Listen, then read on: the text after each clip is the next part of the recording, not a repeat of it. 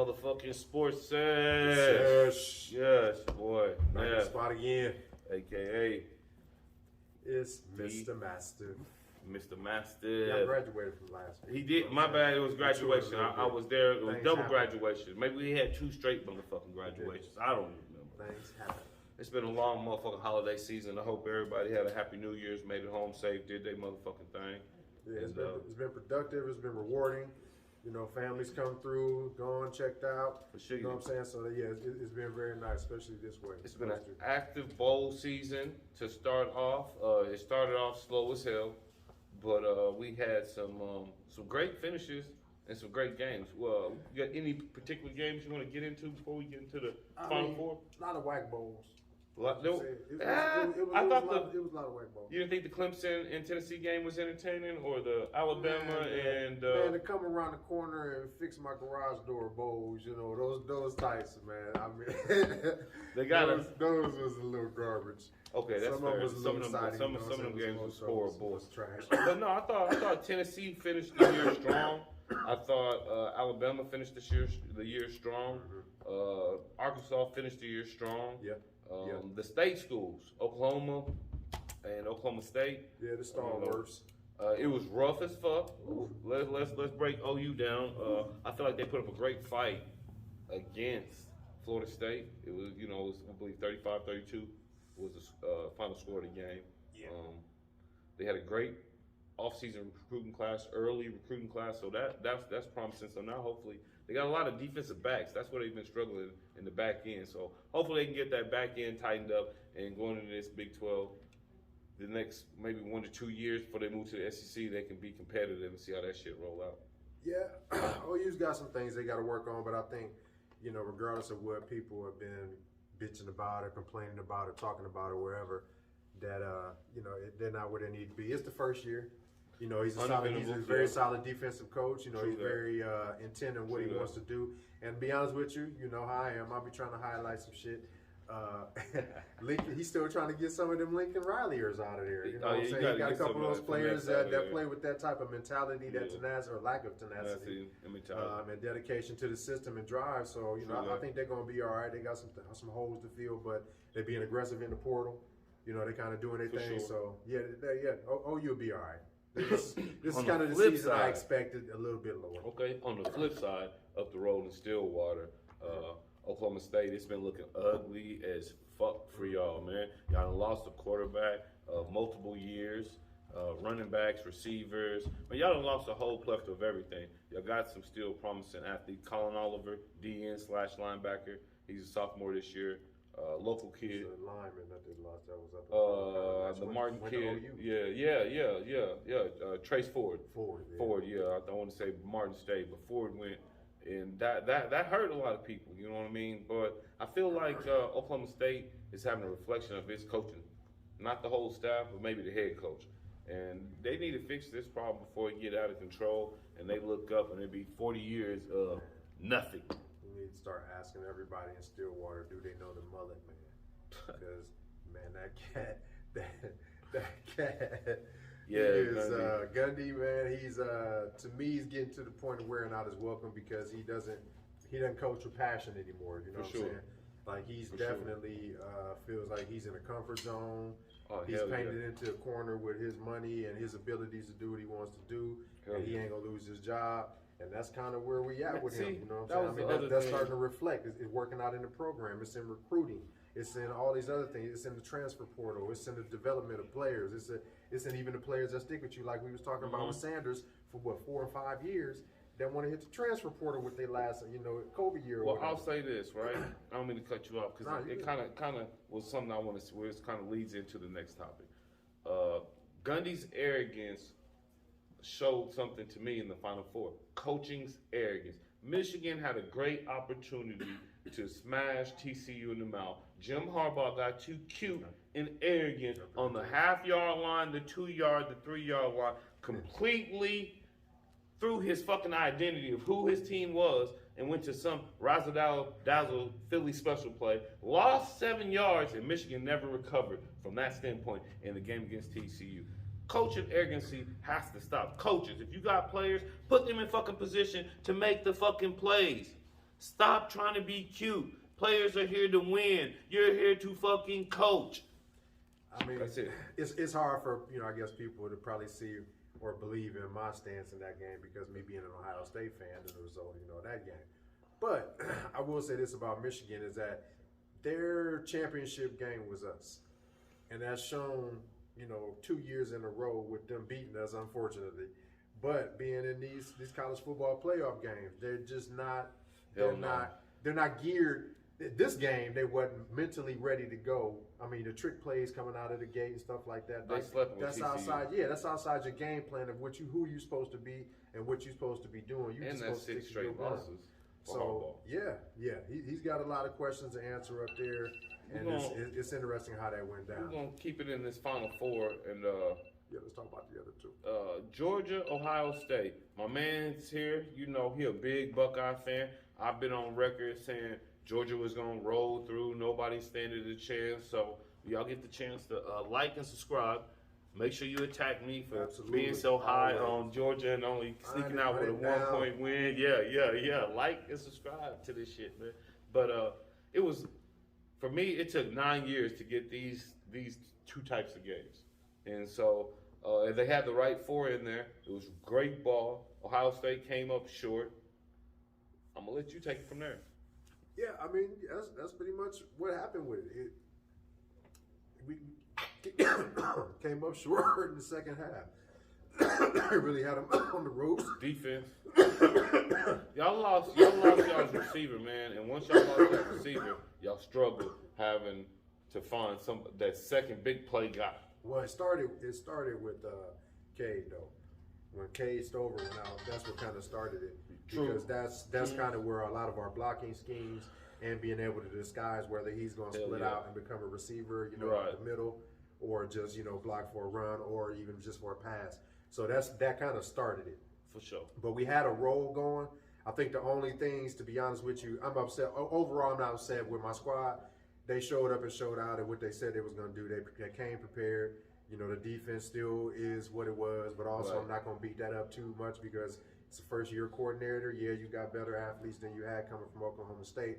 But I'm excited to see what the future holds. And they came and played a solid game. Sure. Now, I am going to put some critique on them, and it was the second half, mostly the fourth quarter. In a game like that, the possessions that they continue to get, because the defense got a couple stops. Right. The offense just really didn't put it in the position of where they needed to make sure they had it going. And also, too, Kirby Smart just stuck with the blitz. And it made it easier because Marvin Harrison was out. But it was certain little reads and mistakes that was made by some key veterans that really led to that pressure being put on and the completions not being made with scores. And on the defensive side, it's the same problem, man. I mean, all year the defense looked a lot better. They were flying around, they were making plays, sack levels was up, turnovers was up, all these things on a progressive level, kind of mascara is what I call it. Was looking kind of good, but at the root of it, the big plays were still there. The big plays still killed us, and we waited until the fourth quarter to really just let it get out of control. And against Georgia, you can't do that. Man, I thought Georgia wasn't focused. Also thought a Pac-12 officiating is probably some of the worst officiating in the country. For both teams. I do feel that a couple of Ohio State touchdowns probably could have came off the board. Probably a few Georgia touchdowns could have came off the board for just missed holding calls. And so when you have a high-level game like that, you got to be a lot cleaner and sharper. I felt like just on the kickoff, man, I felt like the way the official was talking, introducing the coin flip, I felt like he was doing a little too much dick sucking and just happy to be there for the Pac-12. It was. The representation for the Pac-12 had to be. That's what I was going to say. It was an odd representation, man. I mean, for a game of that caliber, and the things that were called or not called was it was unacceptable. But it was a solid game. There was a lot of hits. Taking none away. But we're gonna slide on to some more of these topics, man. But y'all make sure y'all click, like, hit, subscribe, do all that.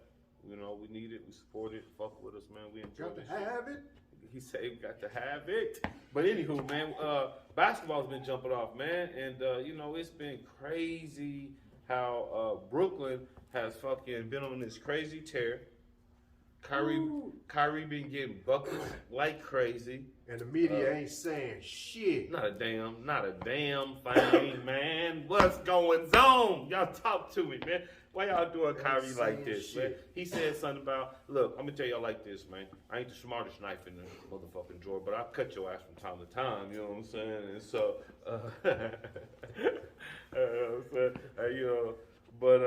it ain't about being the sharpest, it ain't about being the smartest, man. But sometimes when somebody calls people to the forefront for the inability to recognize shit, that's just what it has to be. Some type of recognition going on there to understand what the fuck this athlete or this actor or this activism person is trying to say. We can't always be tone deaf. I mean, even outside of all of that, man, and that is the cream. What's going on. But the man is a basketball player, and he is playing at a ridiculous, ludicrous level. So even if y'all he'd have made his apologies for what you asked for. He done got a suspension and served that and came back. All the stuff that y'all asked from this man, and he out here doing his thing. And it's not even just so much his team. His team is not getting the recognition. Like they on a 13-1 tear since the last 20 something. But because he's leading the way, you can't highlight this team, and that's it. And that's a piss poor job. I believe that's what Kanye West and Kyrie are talking about. In this primest of examples is that when somebody challenges the idea of something that no one else likes, we're gonna hush and mute these people, regardless, to the detriment of everyone else. You're getting shut up. Which is crazy. Even though you can still just be on the court shutting up and dribbling. Because you know who they ain't shutting up and he's still on the tear? Luka, the Doncic, man. What y'all gonna do with this dude? But last week, man, you know what I'm saying? I was like, Luka really ain't that guy. Luka this, Luka that. Luka come out, put up 51 and say, shut up. What y'all gonna do now? What you do if you meet him on the pickup game in the court and didn't know who he was? Like, man, can you every once in a while I put the ball in the basket? Yeah, that's what he's saying. I can put it in. Hey man, he the white version of the Uncle. He the European version of Uncle Drew. That's who he is. Man. The European version of Uncle Drew, man. Yeah, Luka gets buckets, man. But I like to see more of that turn into winning. Bro. Okay, let me ask. Here I am again. Pessimistic D. Okay, give it to us. It's the Kobe question. Can you win with a player like that? I think that question has been answered in several different forms. Kobe won, Jordan won. So the question now becomes, can you find a formidable sidekick? They didn't win when they were and playing Pippen at was no his level sidekick. of what he's playing at. He was because he didn't. Now Jordan, he averaged close to that in the playoffs in certain situations. Kobe Jordan had that Pippen, in certain man. games. Yeah, right. That's what I'm saying. There were other players that picked those stats up. But Paul Gasol, he is specifically the entire team. Paul Gasol, he's probably about 32, 34, 35%. No, Doncic. Yeah.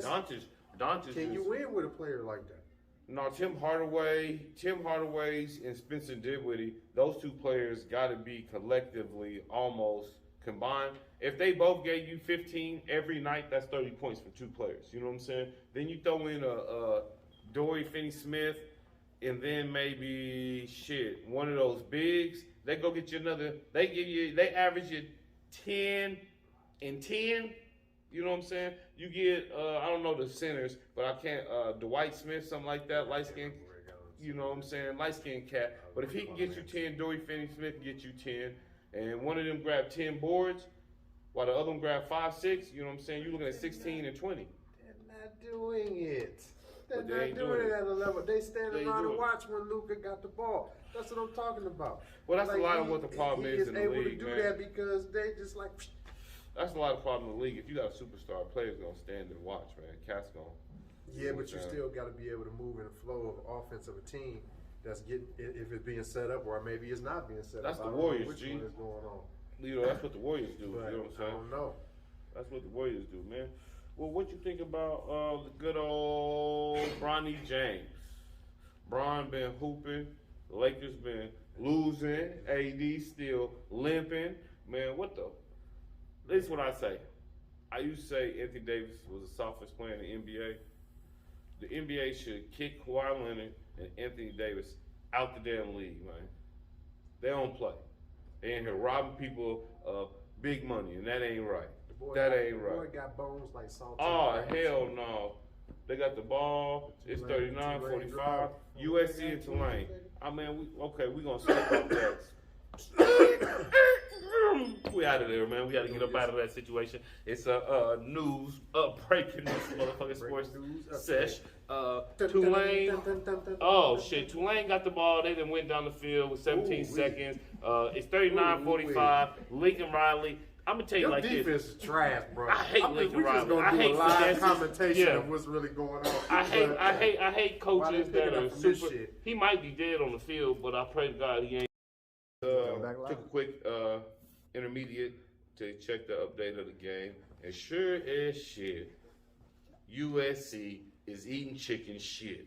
Sorry, bastards. Sorry, motherfucker, me bastards. That's why I'm glad I don't gamble, man. If I gamble, I probably would have lost because I'd have been like, Tulane, they ain't about shit.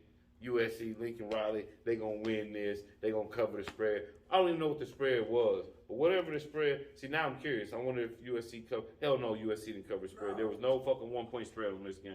Guaranteed. That shit was probably like 8 or 9 points. Anywho, what was that? 45 to 46. Yeah.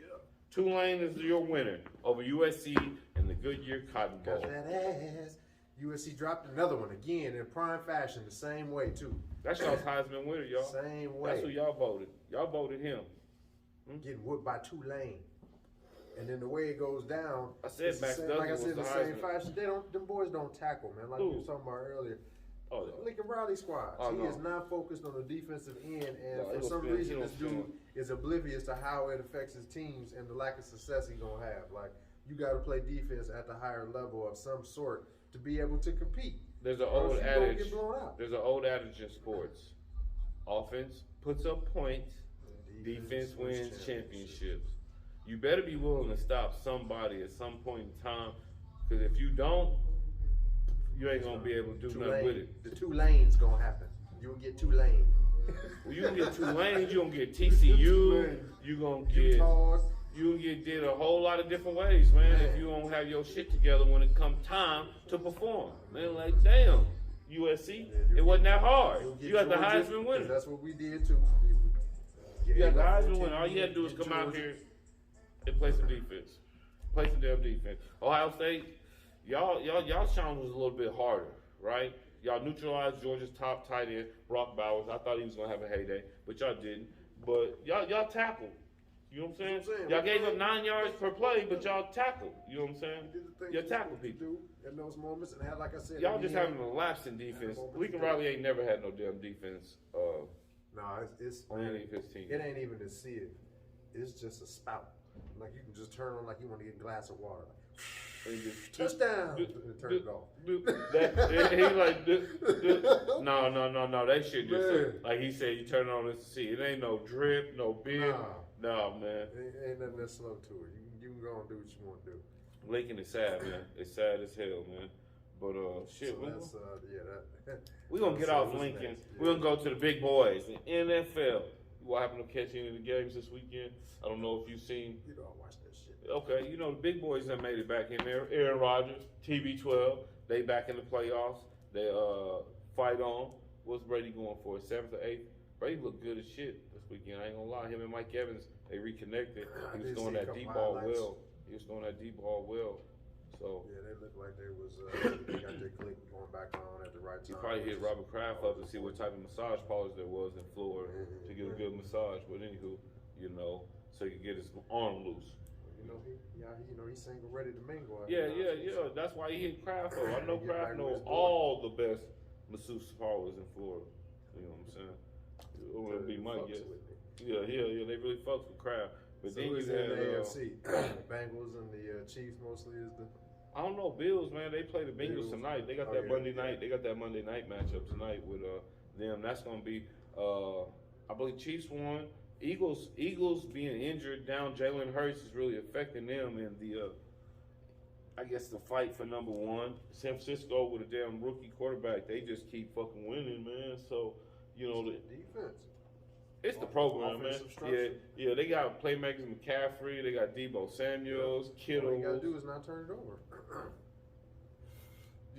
That might surprise some people in the playoffs, man. Because the level of that program, like you said, on offense and that defense, man, they got enough to be able to throw field goals or maybe a random touchdown here and there, but that defense is capable of scoring as well too.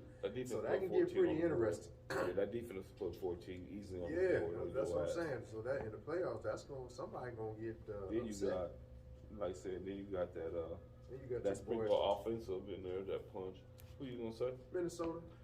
Getting ready back to playoff form. He gritted on the boy from the sideline. He started grittying on that boy. Minnesota ain't shit. Minnesota was the only team to win the most one possession. Kirk Cousins ain't shit. That's what I was gonna say. It's about that time. It's playoff time. They get ready to go back into that. Pumpkin. He about to be pumpkin time. They be balling all year. Everybody high. We all down the field, scoring all kind of motherfucking points. They get right down to the limit. Playoffs get ready to start. Don't go on no run. Did Brad Johnson ever lead Minnesota to a Super Bowl? Cunningham? Brad Johnson did. I don't know if he led him to a Super Bowl. I know Cunningham, Culpepper. I can't think of all the quarterbacks. Who was the quarterback? Randall Cunningham. When they had Randy Moss and Chris Carter. They had Culpepper and Randall Cunningham. Culpepper, that's who it was. Yeah. I can't think of who they had before they drafted. Because when Brad Johnson had Robert Smith. Yeah, Minnesota's always had a decent squad. That's what we're trying to get into. Minnesota's always had some players, but for whatever reason they don't. Kind of like the Chargers of the NFC. Our Chargers out there in the AFC, injuries coming up short. They're in the fight for the playoffs right now too. But man, there's a lot of teams that always seem to come up short, man. The New York Football Giants. Congratulations, you made it back to the playoffs. It's been a while. Trash. That's like rewarding a little kid that always gets straight F's when he get a D. Well, damn. Come on, man, they still trash. But they ain't trash. They trying. They ain't dirty. They ain't New York trash. They Chicago trash. D is in the house. Pessimistic D is in the house. They're still trash. That's fucked up. Come on. All they're going to do is waste a playoff spot. Damn. I'm tired of seeing ball like that. You think so? Yeah. They played tough all year. Daniel Jones has showed up and showed out. He ain't been a turnover prone machine. He been. The defense is nasty. You see they out here laying next to the wounded. They out here knocking down players and laying next to them, making snow angels. And that's some hellfire content right there. Where you lay next to the wounded, man. That's fucked up. Hit like and subscribe, man. That's next level. You know what I'm saying? Hit that like, subscribe, man, to the Sports Sesh. So is hitting that like and subscribe. That shit crucial and next level. But big picture of this shit, G. Daniel Jones, the Giants, man, they've done something that is super duper for a quarterback nobody thought could win like that on that level, man. Everybody thought Daniel Jones was ass, bro. He about to resort back to his old. He a pumpkin too. Damn, he calling him a pumpkin. Daniel Jones, he got wheels though, man. That. I don't want to do that with the blunt, but all right, I got you. Saquon looking good. Saquon trucking. Saquon. That defense is laying next to the wounded. We don't need no more after that, do you? Better than playoffs. Smash nigga. Pow! That ain't gonna be consistent. Woo! They laying down. He come out here, Cap's running over here. Pow! He laying down. Not gonna be consistent. It's not gonna be consistent. They've been consistent this year. They got a new coach, man. They got a Dayball. He been around Nick Saban. He was up in Buffalo. He turned around Josh Allen. I think he the right coach for New York. He has the right mentality. I think he it's a mentality when you go in New York. I'm not saying that like they just a shit show like that, like they ain't going nowhere. Okay. Now I thought you was treating them like they were the Jets or something. The Jets had a solid year, but they still kind of. The Jets is what happened in the NFL from time to time. It happens a lot, but from time to time, especially in these situations, you want to draft the boy with the complexion for the protection. Yeah. And all he turned out to be is somebody that likes screwing milfs. Yeah. That's all he on. That's all he on. He could be a starting quarterback in the NFL, but no, he like. The Jets should have took fucking Justin Fields. That was their biggest mistake. That's what I'm saying. The Jets had Justin Fields. They're fucking around in the playoff this year. Man, we're gonna get on this guy here. I'm gonna let you have it. Russell Wilson, Denver. Man, only thing I wanted to say, man, is You don't like my Russell? brothers. It's not that I don't like him. You don't like I Russell? I do like his Russ, skill y'all? set. I like him as a man and what he like step up and done with, with Future's kid. With that fool's a deadbeat. You know how I feel about that. But we ain't talking about the arts. We talking about sports. So with Russell Wilson, it's just, bruh, get out and play ball. I ain't gonna be off in this relationship and just speak on his wife like that. But you got to get to a point where you stop letting your wife push you to be a brand, and remember that you got to perform and play ball. That's the only thing I really wanted to address and see, because that's what I see what's going on with him. You know what I'm saying?